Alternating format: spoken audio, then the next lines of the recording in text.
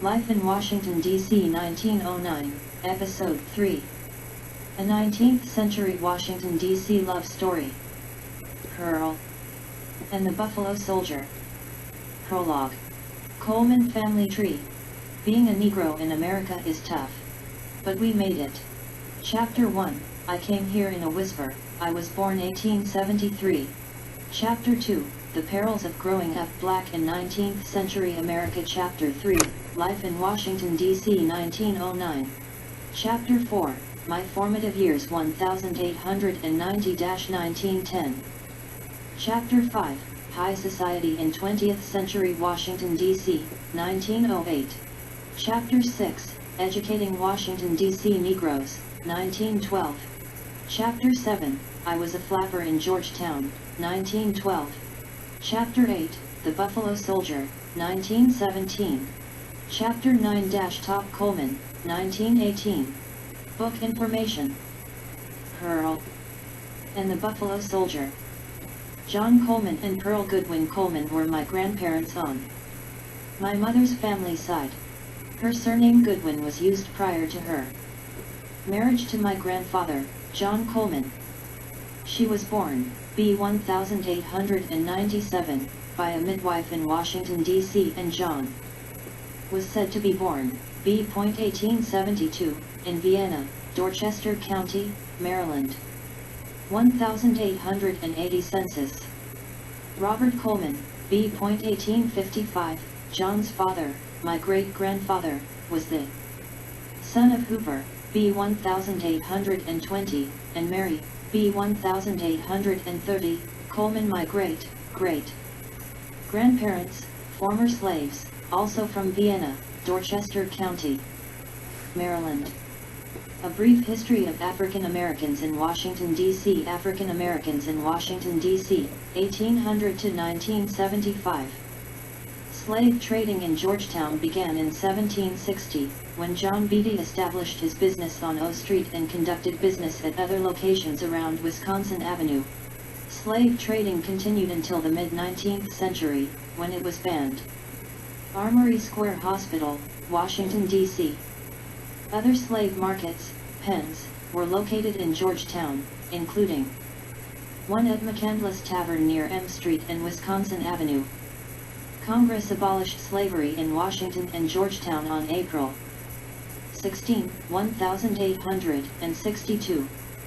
Many African Americans moved to Georgetown following the Civil War, establishing a thriving community. In the late 18th century and 19th century, African Americans comprised a substantial portion of Georgetown's population. Pennsylvania Avenue, 1915. The 1800 census reported the population in Georgetown at 5,120, which included 1,449 slaves and 227 free blacks. A testament to the African American history that remains today is in the Mount Zion United Methodist Church, which is the oldest African American congregation in Washington. Berry Farms. Berry Farms, 1915. Berry Farms is a neighborhood in southeast Washington, D.C., located east of the Anacostia River and is bounded by the Southeast Road to the northwest, Suitland Parkway to the northeast and east, and St. Elizabeth's, Crazy Folks, Army Hospital to the south. Berry Farm was initially a large homestead, stretching all the way to 13th Street on the east, Poplar Point on the west, and the present-day Morris Road SE on the north. In 1871, the area between 13th Street, Sheridan Road, and Martin Luther King Jr. Avenue SE, then known as Nichols Avenue, was renamed Hillsdale.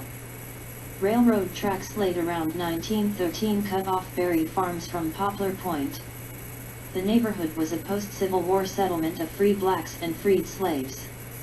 The streets were named to commemorate the Union generals and radical Republicans who advanced the rights of Negroes during the Civil War and Reconstruction. After the Civil War in 1867, the Freedmen's Bureau, officially the U.S. Bureau of Refugees, Freedmen, and Abandoned Lands, bought a 375-acre farm from David and Julia Berry, white landowners, then transformed Berry Farms into a post-Civil War community of formerly enslaved and freeborn African Americans. Earlier, the commissioner of the Freedmen's Bureau, General Oliver O. Howard, had asked Negroes squatting on land in Washington City what might help them to become self-supporting. They said, "Land. Give us land." Howard promised to acquire land near the city. Howard transferred $52,000 from the Refugees and Freedmen's Fund to be held in trust by himself, Senator Samuel C. Pomeroy, and John R. Elvins for the use of 3 institutions: Howard University, Richmond Normal School, and St. Augustine Normal School in Raleigh. They used some of these funds to purchase Berry Farms. The Bureau subdivided the farm into 1-acre plots, which the freedmen could purchase over a period of 7 years. For an additional $76, they bought lumber to begin constructing houses.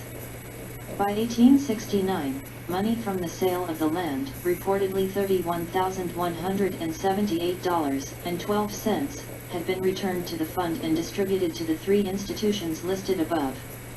Episode 3. Life in Washington, D.C. 1909. Southwest D.C. street scene. The rumors I heard. Women strolling in Washington town, c. 1880. My mind was made up and I had to go. Living in a big city like Washington was the furthermost from my desires and interest. That town. The rumors that I had heard about Washington were enough to scare me to death, but I was determined that I could and would survive living in that town. I don't know if living in Carroll County, the country, had prepared me for living in this big city. We ain't have much going on down there as what was going on in Washington City. We ain't have a lot of crime down there. Because if you acted up too much, the white folk would just shoot your butt or put you on the chain gang. Reese Tiber, my best friend Willa May's man, got locked up many times for stealing chickens from the farmers down there, but they let him go with a number of warnings. That boy had to steal to eat and to take care of Willa May and his babies because he didn't like hard work and didn't want to work for nobody. He just kept stealing and getting warnings. Don't do no damn horse stealing. Finally, the fool really messed up when he stole a horse from one of the farmers, with his intentions being to ride out of Carroll County to start a new life. Sheriff Posse, c. 1890. Of course, the sheriff posse caught him on the spot and things changed. Horse stealing was worse than killing another Negro, and the law didn't take kindly to that kind of carrying on. Horse stealing was a pretty bad deal and the penalty was death if you got caught. They was pretty strict about stealing a horse, and of course, when they caught him, they hung him on the spot. There was no jury trial in a court and you would be tried, hung, or shot right where they caught you. He must have wanted to die because he knew what the judgment would be, but he did it anyway. The black community didn't complain or pass judgment on the posse because they knew that was the law and he broke it. They ain't have no foolishness like that in rural Carroll County, and that was just our way to make sure that other fools and outsiders knew that we ain't take no stuff. These laws just were meant to discourage others from doing these bad things. That was that. We ain't have no more chicken or horse stealing in Carroll County after Reese's death. The point is that nobody had the time for foolishness. If you got caught, you would get either shot or hung, and that was the end of that. Farming, sharecropping and fishing for a living was all the work you needed, and this was the life that most people lived down there. Doing bad thing was against God's will for us. Carroll County Christians, and this was a threat to the life and the lifestyle of the community. Of course, most bad things done by blacks were forgiven, but people like Reese just kept doing bad things. He must have wanted to die, because he knew that eventually the community would make him pay the price for what he did. Besides, most small and rural communities didn't have the money to take care and feed you in a jail, so there weren't any jails. Community justice. In Hampstead, the black community, we pretty much had our own laws, judges, and courts. We had them to discourage any trouble from outsiders and crazy fools who lived in and wanted to cause a ruckus in our community. White folk normally stayed out of our messes, so long as we could keep control and handle any robberies, fights and killings. If we could not handle the mess and it spread to the white folk area, then we had the added problem of having to deal with the white folk. We ain't want no more trouble, so we kept our mess to ourselves. Down there, everybody knew everybody, and everybody knew everybody's business, including white folks' business. You couldn't hide what you planned to do or what you did, because most good Christians would turn you in. If you done something bad in Carroll County or Hampstead, everybody would know about it and hear about it quickly from our town and county gossips. Quite often, the wrongdoer was banned from living in the community for a certain amount of time, or they would fine you for what you did. For stealing, normally a chicken or a billy goat, and depending on what you did, but that was it. If the bad stuff was really bad, then we would turn the bad person over to the white sheriff, and that person would end up in jail and on the brutal chain gang clearing roads or cleaning up hog poop. It was for that reason that we didn't have much bad stuff going on in our communities. Sometime, if your family couldn't control you, your mom, dad, or your wife, they would lock them up too. Now this was a great way to get our people to do right. Sam Johnson's daddy ended up killing him because he kept doing bad things and wouldn't stop. This embarrassed his daddy and his family, so his daddy just shot him. He didn't get locked up though, as the community was grateful for this, because we got rid of this bad man. He tried to raise him to be a good man, but talking to him didn't help, so he shot him. This was the quiet law in our community for both men and women. Thinking about that big city. Boys shooting craps in Georgetown, c. 1870. Now this big city, Washington, really got me worried into thinking whether I should go up there. I had no idea what to expect when I got there. Would I be able to find a job? Where would I end up living? What kind of people would be up there? Where will I get my teacher schooling when I got up there? Would I find a good husband and be able to raise a family in peace up there? How will I be able to deal with the non-Christian devils up there? I had heard many rumors about living in Washington City. There were a lot of good things I had heard about the city, and a lot of bad things. I heard that the streets were brick paved and that in some white areas, there were sidewalks so you didn't have to walk in the dusty and dirty streets and roads like down in Carroll County. I also heard that there was plenty places to work on the inside, so you didn't have to work in the hot fields, in the heat of the day, or in the mud when it rained. I heard that there were a lot of church-going people who were pretty civilized and kind, and this was due to the churches on just about every corner. I was also told that there were nice hospitals that would take care of you when you got sick, and plenty doctors up there who would heal you so you didn't have to depend on a midwife to birth your babies. Or if you were wounded, you wouldn't get an infection or a disease while waiting for a doctor to come to your county to help you. I was also told that you could get most of your food from a store, instead of having to grow, pick and harvest food for yourself.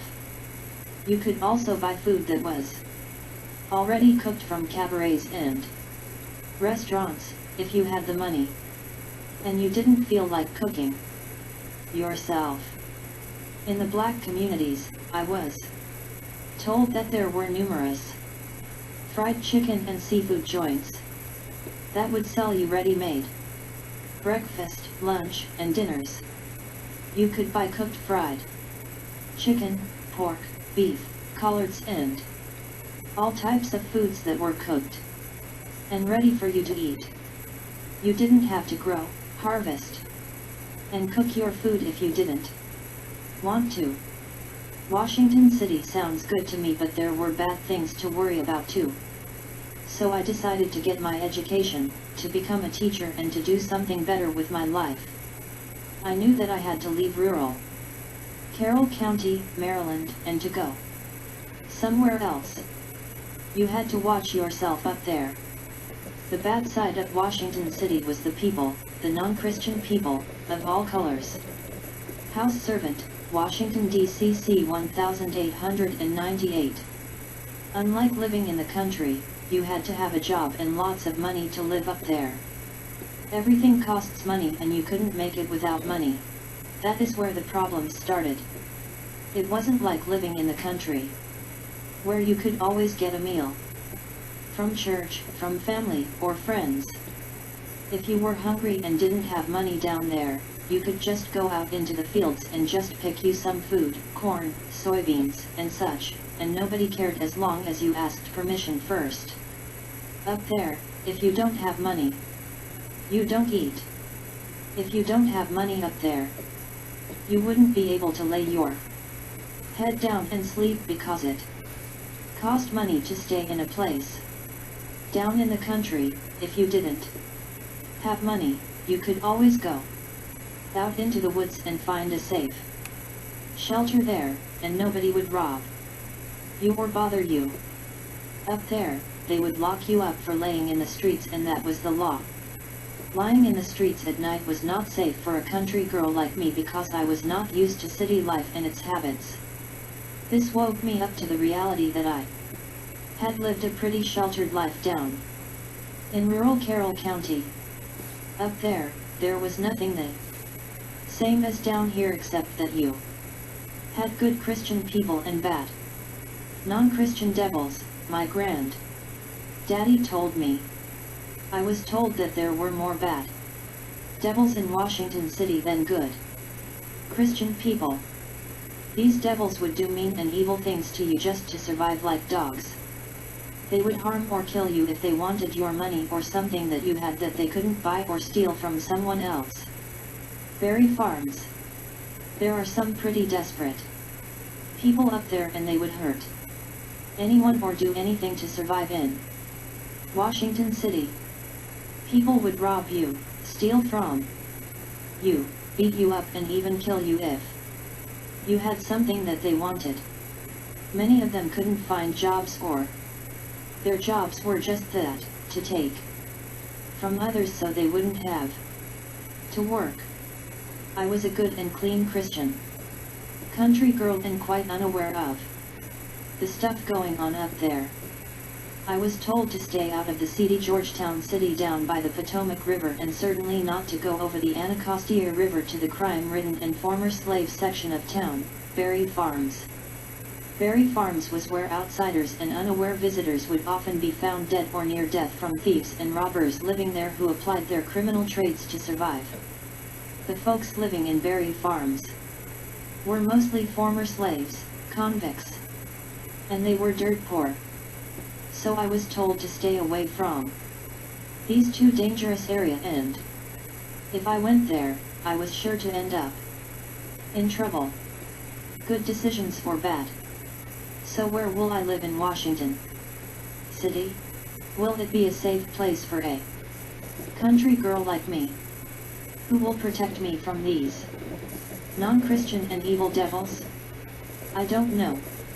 We'll see when I get there, but I am still leaving the country, Carroll County, to pursue my dreams and new life in Washington City. Why? Because I was told by my mother that life is easier when you look forward to it. Life in Washington City won't be easy, but I still want to go there and try to make it. I just thought to myself, as I prepared for this new life journey, that God will be with me and He will take care of me despite the obstacle that I may face in Washington City. I know I can and I will. Watch me. Next episode. My formative years 1890 to 1910, Episode 4. Cropping tobacco on the farm in Carroll County, MD. Welcome to Washington City. I finally left the country, Carroll County, Maryland. I remember the day I left, as plain as day. Entrance into Washington City, 1898, Independence Avenue and 7th Street, SW, Washington, D.C. Late summer, July 29, 1899, just 6 months before the start of a new year and a new century. I was all of 18 years of age. What a day. I hopped on that buggy wagon with my second cousins, the Proctor girls, and my cousin Johnny Lay, the Waldorf Town Negro blacksmith, and the boyfriend of Sally Mae Proctor. I was set for a long and arduous 4-hour journey to Washington City on the old Blue Star Highway up through Waldorf Town, the Carroll County seat. We would go through Clinton, Maryland, in Prince George County, then into Washington City along Southern Avenue. Next, we would go down Pennsylvania Avenue to my temporary rooming house on E Street, SW, near the Washington Naval Yard and the Marine Barracks. Traveling through Waldorf Town was like having a heavy burden lifted off my back. I had finally grown tired of living in the country, and I knew being a big city girl was my destiny. I was determined to prove all of my Carroll County relatives and neighbors wrong, that she'll be back as they wished me good luck and goodbye. When I got all I had in one bag and hopped on that wagon, I said to myself, I am out of here at last. At last, I am out of here. Just about everything that you need to know about the lives of African Americans in the 19th century. 19th Century African American Life History Series. Online 19th Century African American History Series. Living in Washington, D.C. Online 19th Century African American History Series. Plantation Living. Online 19th Century African American History Series. The Great Migration North. Online 19th Century African American History Series. Jim Crow Laws. Online 19th Century African American History Series. Emancipation Proclamation. Online 19th Century African American History Series. Buffalo Soldiers. Online 19th Century African American History Series. Educating Black Children in the South.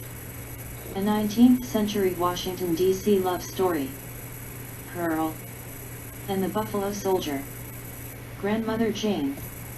An American Love Story in 19th Century Richmond, Virginia, 1848 to 1938. Booker T-isms. Educator, orator, ex-slave, Republican, 1856 to 1915. Online 19th Century African American History Series. Quotes by Booker T. Washington. Since 2008 we have trained the staffs of thousands of organizations nationwide. Author D. Harold Green is the owner of Workshops Go, our 18th year Faith Institute, headquartered in Jacksonville, North Carolina, is one of only two African American owned national and international education technology training companies in the United States. The goal of Skilled Force Job National Community Trainer Academy is to develop a full-time national community-centric workforce readiness, entrepreneurship, and life preparation skills, soft skills, Train the Trainer Academy program. Visit our website at https://www.faithinstitute.org/about-us.html. Our workshops can teach students how to work in a manufacturing plant, or they can learn how to start their own manufacturing business. D. Harold Green, CCMT. More comments about our workshops. We train trainers, that's what we do. A simplified online training infrastructure, simplified certificate training, easy access online workshops, reduced training costs, reduced days off for training. We offer Workshops Go 19th Century African American Life History Series. Reduced travel expenses for training, access to over 200 online workshops, workforce readiness skills, start a business skills, life preparation skills. Workshops Go 19th Century African American Life History Series. No setup fees. Start immediately. Specify single workshops. $4,799, 100 plus attendees. $5,949, 150 plus attendees. $7,969, 200 plus attendees. 1 year subscription plan. We train trainers, that's what we do. For more information, contact D. Harold Green, CCMT. Workshops Go, a division of Faith Institute of Entrepreneurship Incorporated. Jacksonville, North Carolina, 28540910679-4319. Email trainers@faithinstitute.org.